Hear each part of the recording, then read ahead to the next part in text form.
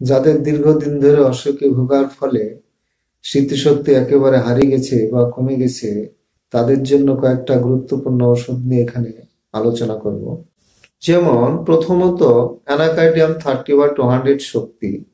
যদি দেখেন রোগীর মধ্যে তার স্মৃতিশক্তি একেবারেই কম, কোনো কিছু মনে রাখতে পারে না, এইমাত্র যা কিছু বলে দেওয়া হলো পরক্ষণে আবার ভুলে যায়। রোগীর মনের মধ্যে দুই ধরনের কাজ করে, হ্যাঁ বা না, ভালো বা মন্দ। রোগী ভাবে তার শরীরের কোনো একটা জায়গায় গজি বা সিপি লাগানো আছে।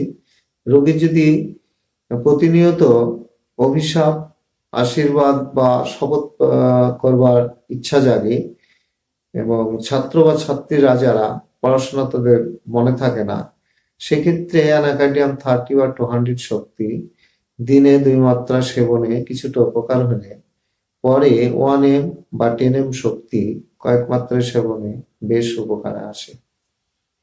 স্মৃতিশক্তির আরেকটি গুরুত্বপূর্ণ ওষুধ হলো ক্যালিব্রম থিয়েক্স।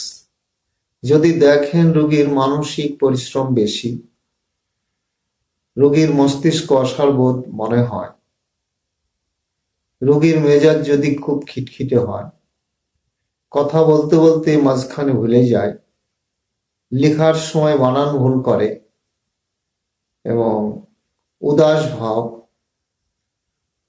স্মৃতিশক্তি একেবারেই কম, সেক্ষেত্রে ক্যালিব্রম থ্রিএক্স 2 থেকে 4 গ্রাম মাত্রায় দিনে 4 বার সেবনের পর 30 শক্তি দিনে 2 বার সেবনে কিছুটা উপকার হলে পরে 200 শক্তি কয়েক মাত্রা সেবনে বেশ উপকার আসে।